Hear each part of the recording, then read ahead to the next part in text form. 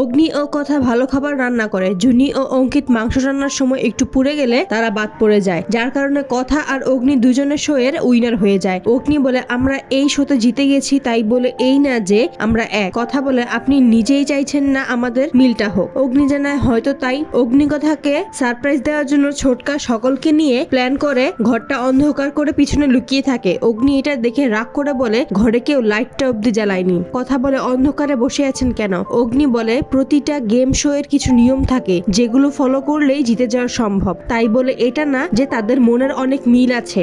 কথা বলে আমি আপনাকে কি প্রশ্ন করলাম আর আপনি কি উত্তর দিচ্ছেন? আপনার কেন এমনটা মনে হচ্ছে? আমি তো এরকম কিছুই বলিনি। হোলির দিনে আপনাকে মনের কথা বলে যে ভুলটা করেছিলাম সেটা তো আমি আর করব না। অগ্নি বলে এটুকুই বলতে চাইছি, গেমটা জিতে গেছি বলে আমাকে হাজবেন্ড বা নিজের প্রেমিক মনে করিস না, আমরা শুধুই বন্ধু। কথা জানায় মায়ের পছন্দে বিয়ে করবেন তো?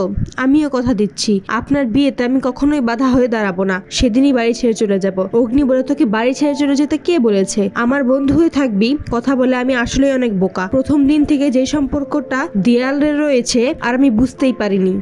অগ্নি বলে আমি চাইনি তুই কষ্ট পা, তাই বলতে চাইছিলাম না। তোর জন্য কতটা জায়গা আছে সেটা আমি তোকে কি করে বোঝাবো বল? তখন কথা বলে বন্ধুর জন্য যতটুকু দরকার ততটুকুই আছে। অগ্নি চলে গেলে কথা একা একা বলে ইট কাঠ বালু দিয়ে তৈরি প্রাণহীন বাড়িটার প্রতিও একটা সময় মানুষের ভালোবাসা জন্মায়, তবে কি আমি তাদের থেকেও প্রাণহীন? দুজনেই ঘর থেকে চলে গেলে ছোটকা বাকি সবাইকে নিয়ে প্ল্যান করে কিভাবে অগ্নি আর কথার মিল করাবে। তো বন্ধুরা, সকল সিরিয়ালের সকল আপডেট আগে পেতে আমাদের চ্যানেলটি সাবস্ক্রাইব করে পাশে থাকুন। ধন্যবাদ।